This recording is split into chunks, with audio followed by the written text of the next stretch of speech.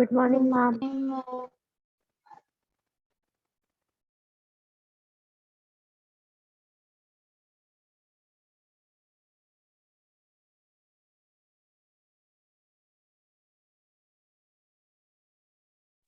Yes, Vita, good morning. Let's wait for a minute if we can see Keshav and Anushri joining.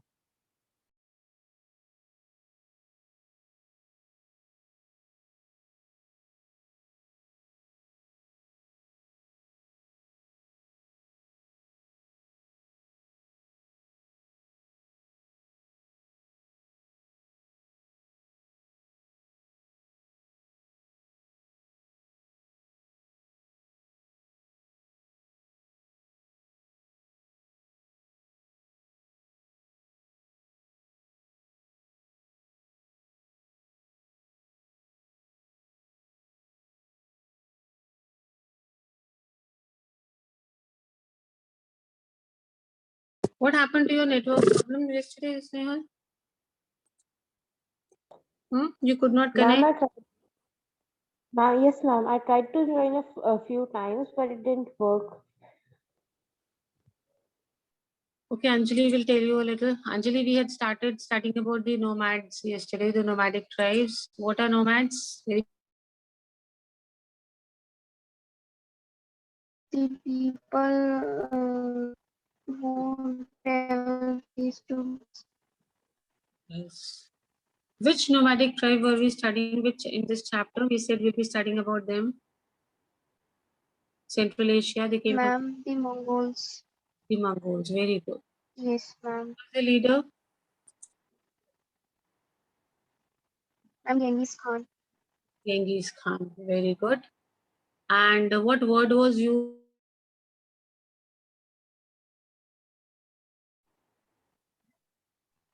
It starts from B, if you remember quickly. Yes, ma'am. Ma'am, they were called as barbarians. Very good. They were called as barbarians. And what did that mean? 3, 4, 5 words we had done. Can you give me one or two meanings of the word barbarous? Cruel, Yes. Good. cruel, greedy, Very good. Very good. Barbarous. Yes. Which language word is this? Barbarous. Tell me. Chinese, Greek, Roman. What word is it? ma'am, Greek. Yes, it's a Greek word. So, Snehal, you've got quite some idea of what we did yesterday. We started with nomadic empires and we were talking about a nomadic tribe of Central Asia. Your friend just told you they are Mongols, and under the leadership of Genghis Khan, they also could establish their empire. Now we're going. This is just the background of the chapter I did yesterday. We are going to start now. If you can see on the map over here, this entire part is Mongol Empire. Over here, Mongolia, Russia. This is all so much of spread area. We are going to start with the chapter. All the powerful empires of this continent, Eurasian continent, okay, they realize that there is going to be a danger now. And the danger is that a new power is coming up from the grasslands of Central Asia, that is Genghis Khan. He had united the Mongol people.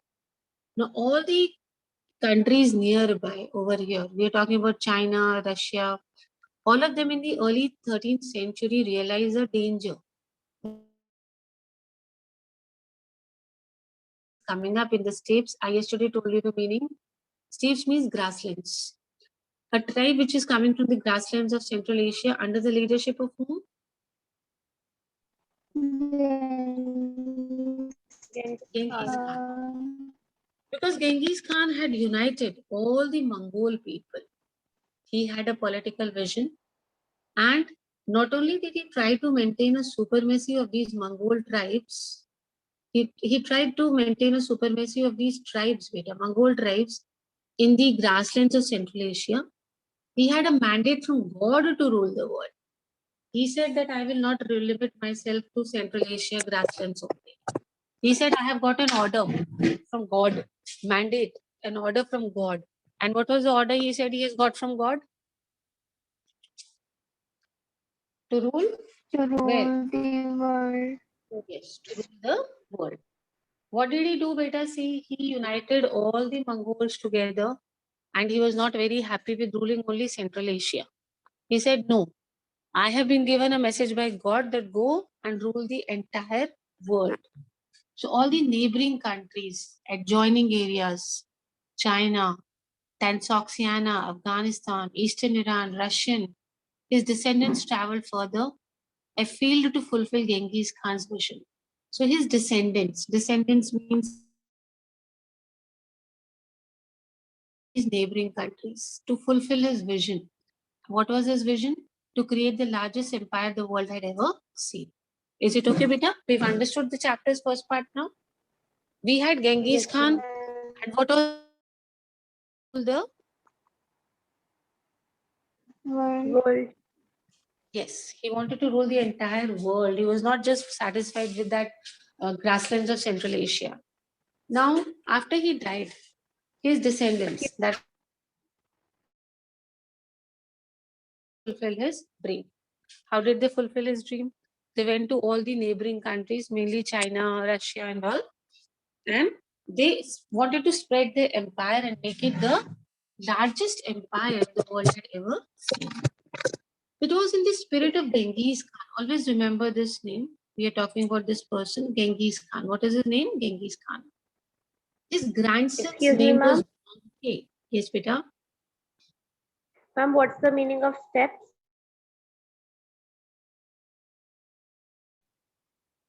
Okay.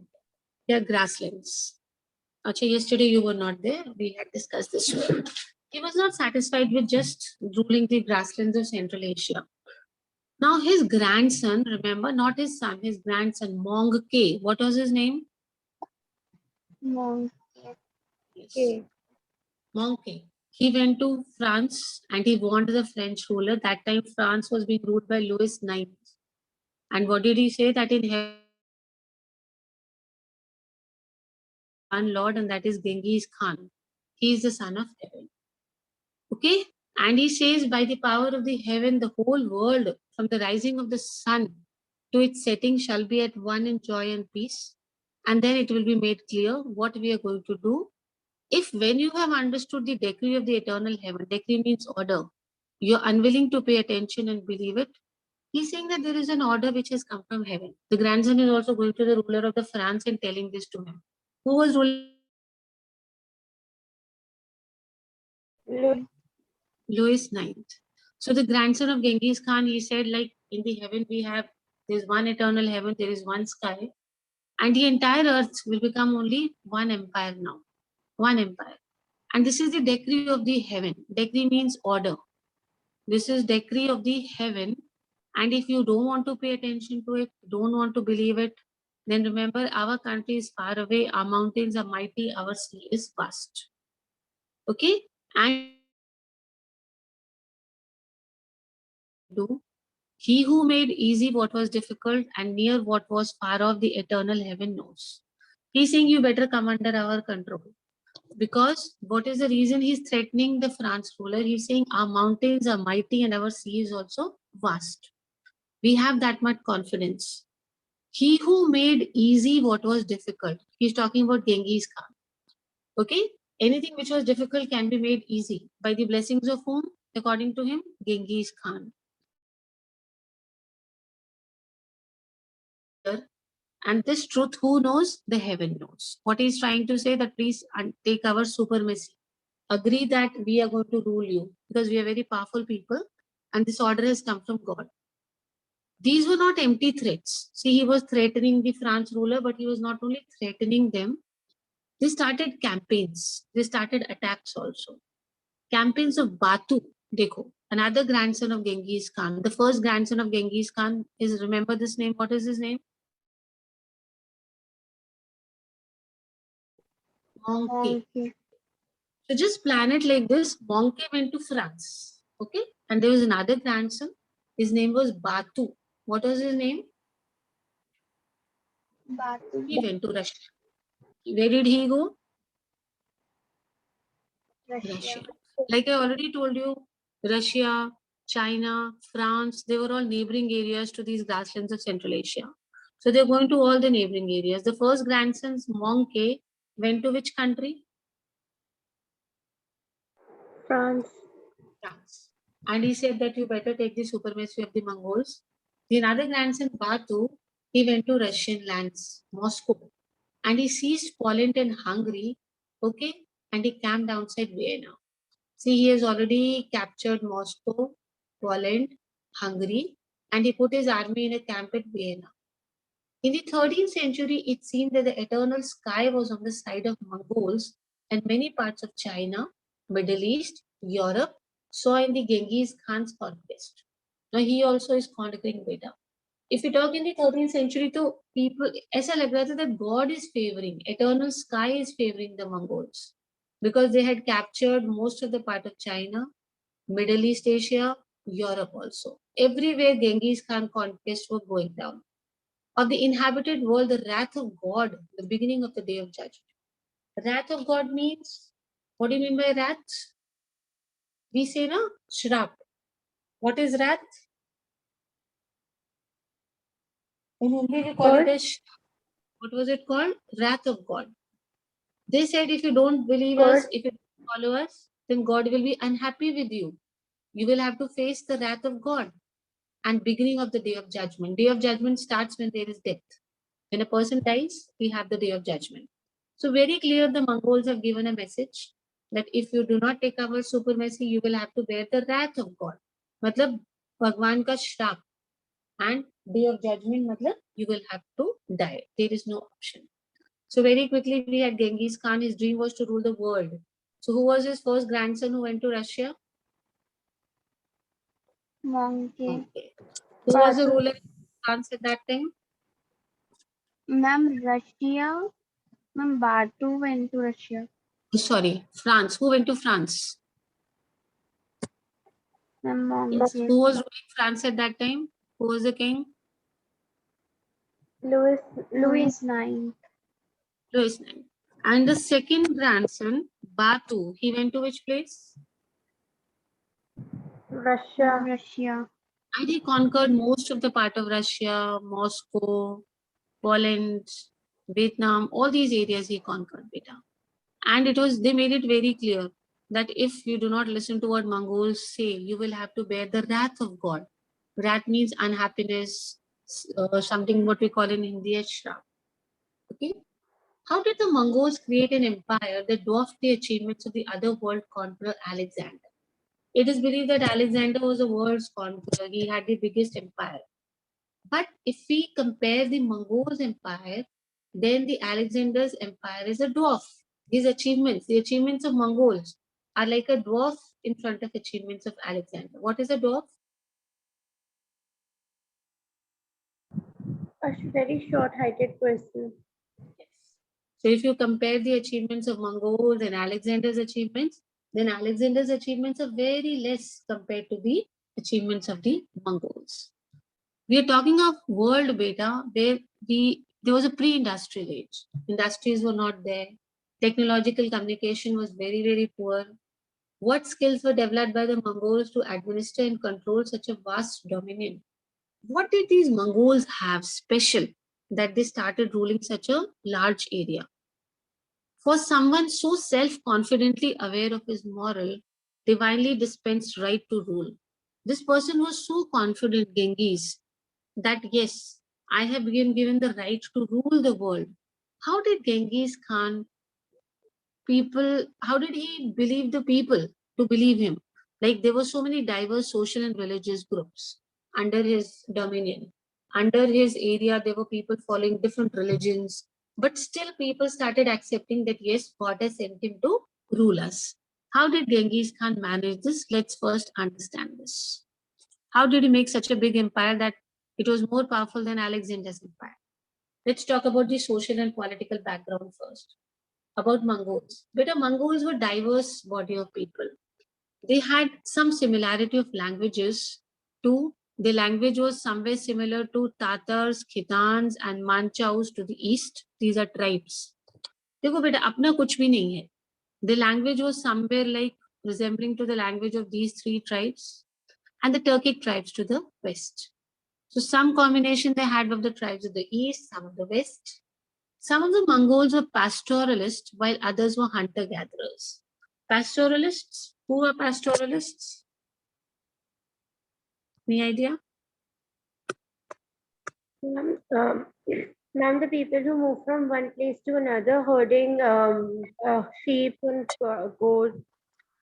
Yes, Peter, very good. So they were pastoralists kind of, and the others were hunters or gatherers. These pastoralists, they tended horses, sheep, and very few cattle, goats, and camels. They nomadized. Nomadized, you know, only they kept on moving from one place to another in the grasslands, in the steppes of Central Asia, in a tract of land in the area of modern state of Mongolia. Present place is what we call as Mongolia. Earlier, it was a grassland in Asia. Now it is called as Mongolia. This was and still is a majestic landscape. It's a beautiful place, wide horizons, plains, ringed by snow-capped Altai mountains. You have mountains to the west, you have a Gobi desert in the south, and it is enough of water is there. There are two rivers, Onon and Selenga rivers. You have springs also in those areas, lush, luxuriant grasses for pastures, and small game were available in a good season. See, beta, the entire nature is as so kind for this place, the Mongols, where they were living. How it is so kind, beta? If you see this, it is a majestic landscape. It has plains, it has the snow-capped mountain. What is the name of the mountains to the west of Mongolia? Altai Mountains. So they have plains also, they have mountains also. To one side, they have a desert also. They have two wonderful, beautiful rivers, Onon and name of the river is Selenga. The hunter-gatherers resided. If you can see such a beautiful landscape it has. You can see the mountains at the back, snow-capped mountains. These are the Altai mountains. You can see over here, these are grasslands over here. Luxuriant grasses for the animals. See this picture. The hunter-gatherers resided to the north of the pastoralists in the Siberian forest. All these hunter-gatherers in the Siberian forest, they were living in the north. Okay, where were they living? They were living in the north. They were a humbler body of people than the pastoralists. Pastoralists were well-off people. They were humble people also. They made their living from trade in furs of animals. What did they sell to make their living? Fur of?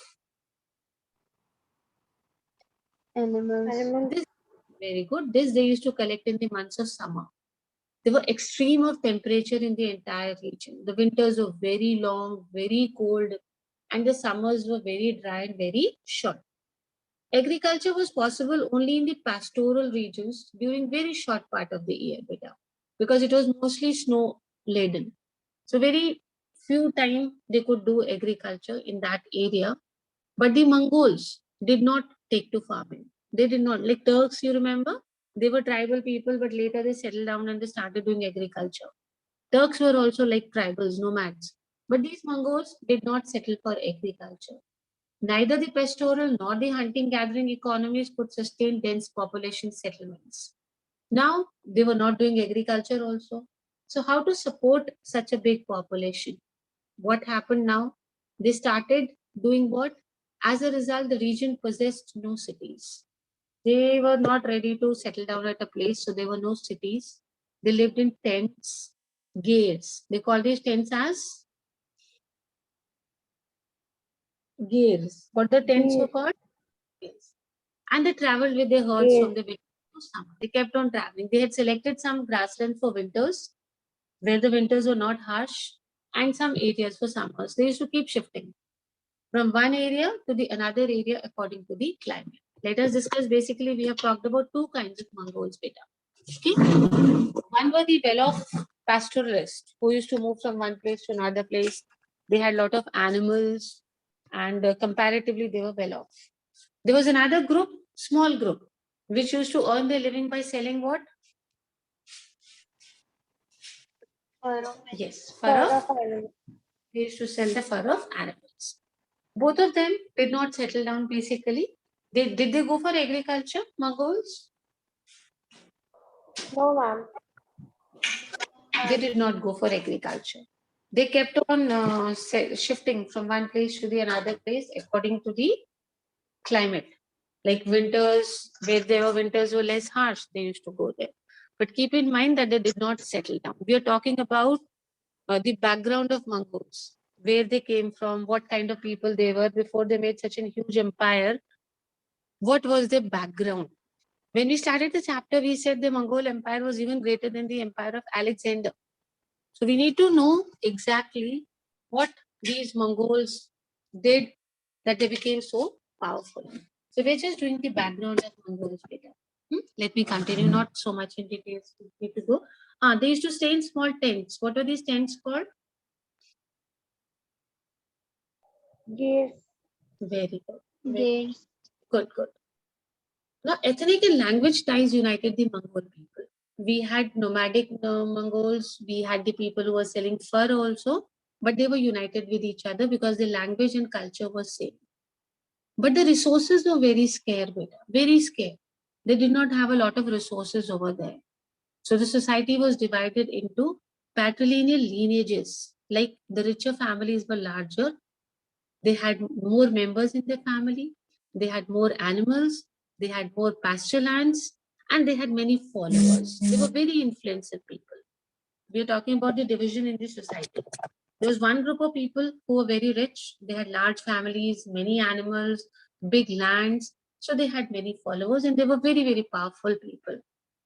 The natural calamities, like supposing there's going to be a very harsh cold winter, when game and stored provisions, game is hunting, and stored provision is whatever reserve they had kept ran out, or there was drought, which passed the grasslands. What are the two extreme conditions we are talking about? When winters are very, very cold and they're not getting any animals to eat, or when there is extreme drought, summers, they would force the families to forage further, a field leading to conflict over pasture lands. What the families used to do, they used to leave that area and move on to another area. So there used to be a conflict. There were fights over pasture lands and predatory raids in search of livestock. Livestock is those goats and these small animals which they used to keep.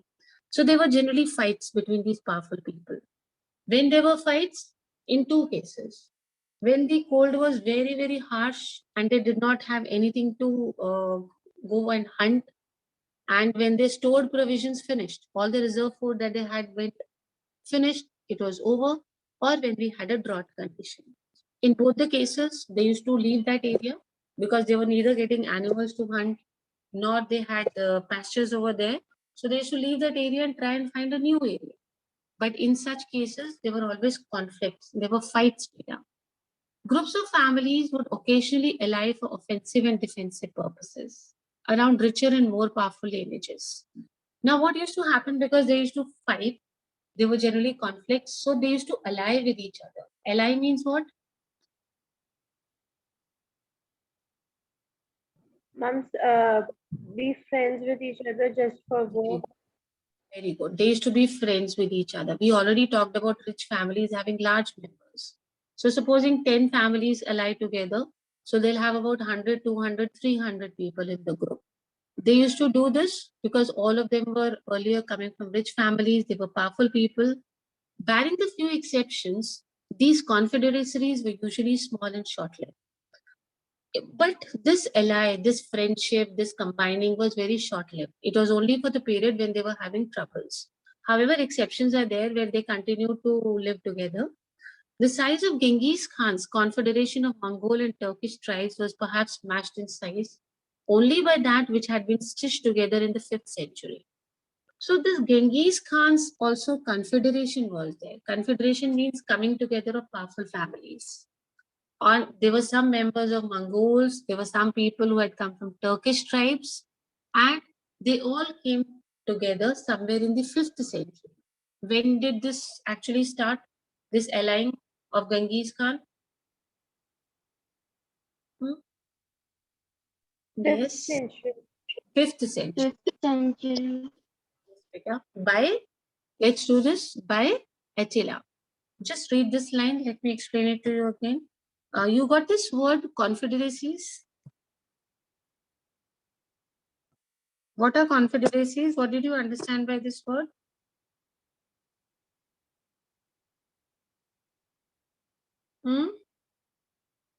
When many rich families, they ally together, they come together and live as a group, helping and supporting each other, then this was confederacies or confederation. What was it called? Confederation. What were they called, beta? Confederation. Did you understand? Confederation. Yes, beta. Now, Genghis Khan's confederation means the group of Genghis Khan had members from Mongol tribes, Turkish tribes. They were huge in size. So huge that they can only be matched with whom? With this confederation of Attila. Attila was a Hun ruler, another tribe, Huns, they were known as. He was another ruler, beta. Okay? They were basically burglars. They used to come, loot, and go away. So he also had big groups, confederations. So they're comparing Genghis Khan's confederation group to whose confederation? Whose group? Attila. Pronounce it. Attila. Attila was a leader of a tribe called Huns. They were known as burglars. They were lootarians. They used to come, loot, and go away, the Huns in history. Unlike Attila, however, Genghis Khan's political system was far more durable and survived its founder. Attilia's confederation was different from Genghis Khan because Genghis Khan's group had a very proper system. It was stable to counter large armies with superior equipment. Attila did not have a lot of soldiers, a lot of arms, weapons, nothing. But Genghis Khan group, it had a large army. All the members of the rich families, they came together and they formed a group, and they had superior equipment also. And as they established control over these regions, they attacked China, Iran, Europe, and conquered it. They administered complex agrarian economies and urban settlements. See, beta, when they conquered China, Iran, and Europe, they saw that their people had sedentary societies. People used to live at one place, and their habitat and experience was very different. Their habitat and experience was moving from one place to another place. But when they attacked these areas, China, Iran, Europe, and they conquered them, then they saw that these economies are agrarian economies. Means they settle down and they do agriculture. They're sedentary societies. What are sedentary societies?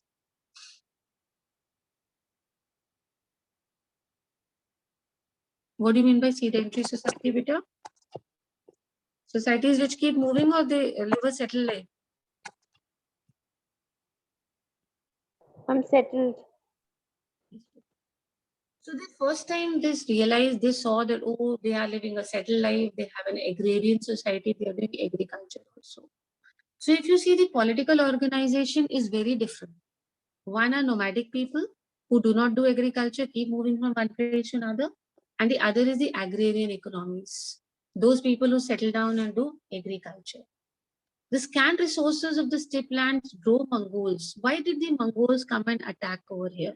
Because the resources in the grasslands became very scanty, became very less. And that is why they came to these areas to trade and barter with the neighbors in China. They came for business. They used to come and sell the fur of animals we talked about now. And basically they did the barter system. What was barter system? Any idea? Exchange of one goods for another. Yes. No money is involved. Very good. Exchanging one goods for another. Supposing I may need milk, you need butter, I'll give you milk, you give me butter. This kind of a system is known as barter system. So when the resources were very few in the grasslands, they used to come and sell the fur of animals, flesh of animals. This is all they had. And they did barter system with the people of which country? Tell me. China, beta. Okay. With which country they were doing this system? Barter exchanging business with whom? Their neighbors. Which neighbors? China. China, beta.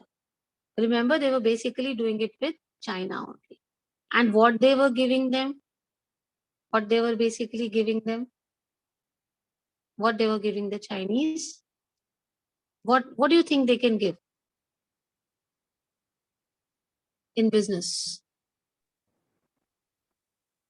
Fur of animals. Yes, beta. This is all they had, no? This is all they had, if you see. Okay, over here you can see exchange of horses, furs, game trapped in the steppe. The one they had hunted in the grasslands, they used to give away. Like they could be horses, or they could be the fur of animals. This is what they could exchange with the Chinese travelers. Okay, just I'll start with this further part. Just read this paragraph.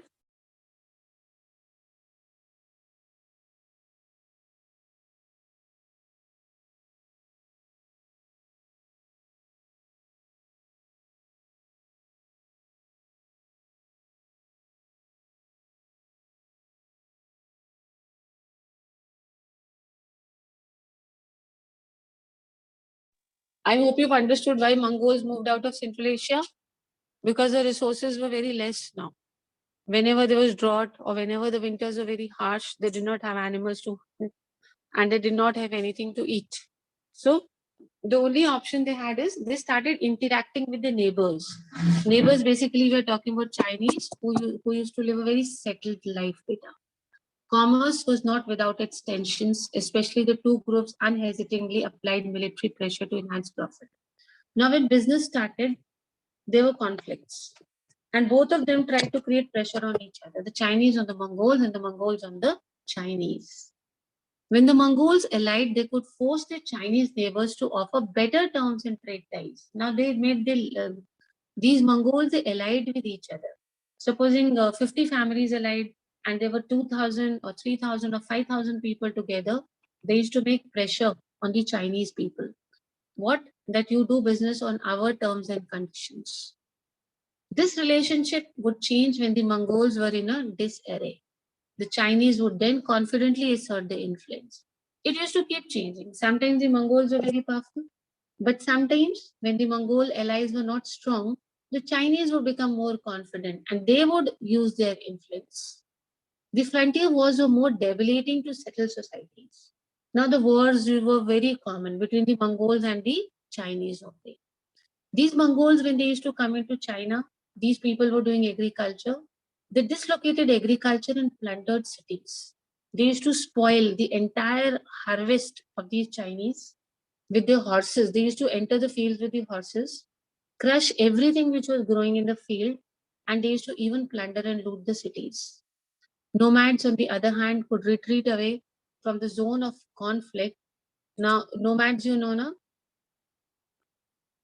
Nomads, I'm talking about Mongols. They had marginal losses. मतलब जब भी war होता था, the loss was always for China more than these nomadic people, the Mongols. The reason is they used to attack on horses, they used to enter the city, and they used to spoil the entire crop of these people. They used to trample it with their horses. पूरा field का पूरा crop they used to spoil. And they used to loot and plunder and burn the cities and go away. So who was it more loss? The Chinese or the nomadic Mongols? Tell me. Whenever we had such kind of fight, who is going to be at loss, beta? Nomads, so they used to come. They used to loot a city, burn the fields, and go back on their horses. So obviously, yes, beta, Chinese were more at loss. However, there could be death of few people, these people with Mongols, but unka financial loss kuch nahi hota tha. The loss was more of Chinese because they spoiled their agriculture, they burned their cities. Marginal losses. Look at this word marginal, matlab very less. Look here, I want to do this sentence. They dislocated agriculture and plundered cities. They means, whom are we talking about?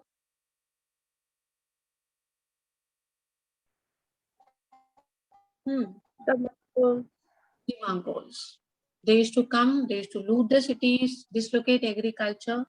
Nomads could retreat away. Retreat means run away, go back. from the area where there was a fight, and the losses were very, very less. Throughout its history, China suffered extensively from nomad intrusions. Many times, these nomads used to come, attack, destroy. So China suffered a lot. Even as early as the 8th century, built fortifications to protect the subjects. Now, China had to make boundaries to protect their people. To protect the people, they had to make these walls, boundaries. Okay, you heard about Great Wall of China? Yes, Yes, ma'am. ma'am. If you can see this wall, Great Wall of China, this was basically a defensive work done so that they could be, the people of China could be protected by the attack of these nomads. Because beta Chinese societies were agrarian societies. Agrarian means they used to do what? Agriculture. Yes, beta, agriculture. And these nomadic tribes, they used to come on horses. They used to spoil the entire crop, burn it, loot the houses, burn the cities, and then go away comfortably because they were living in these areas. These hills, can you see at the back? Grasslands. You can see these grasslands over here. These are the steppes, or this is the grassland of Central Asia. Just neighborhood, we had China. So they come from here. They used to attack China, loot, and go back. So just to protect their people, protect their subjects, China made this wall. What is this wall known as? Great Wall of? Great Wall of China. Because horses could not cross this. It's shown short, but it is not that short. Horses cannot cross this wall. And main loss to hota tha, that was by horses only. The main problem which was there was horses only. Is it okay? So that is why this wall was made. Before I move on to carriers of Genghis Khan, today we have done about Mongols.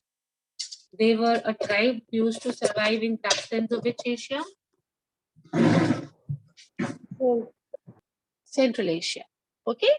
And we had basically two types of people. One were the rich people, the nomads who used to move from one place to another place. They had a lot of animals with them and they had a better economical condition. But whenever the conditions were bad in a sense when the winters were very harsh or there was a drought, they used to ally together. The rich families, they used to come together and they used to make confederations. They used to make what? Confederation. So they became a big, powerful group. They had their own armies also this way. And now these confederations, what did they do? They started doing small barter system with the Chinese. Chinese used to live a settled life. They were doing agriculture. But when business started, both of them tried to put pressure on each other. The Mongols were always more powerful because they had hardly anything to lose with. They used to come on horses. They used to spoil the agriculture, loot and plunder the cities, burn them, and then go back. Okay, and then unka kaam chal jata tha. They used to loot so much that for 4, 5, 6 months they could survive. Then again they used to attack and loot and go back. This was the trend they had made. We are talking about which tribes? Mongols. Yes, Mongols. Now the Chinese, so better, there was an agrarian economy. Agrarian economy means most of the people were involved in. Agriculture. Yes, beta. So they had to save the people from these nomadic tribes. So they made a wall all around the boundary so that they cannot enter the China area with their horses. This wall now is what we commonly call as Great Wall of China. Genghis Khan said that God has ordered him to go and do what? Rule the world. Rule the world. If you compare the power of Alexander to Genghis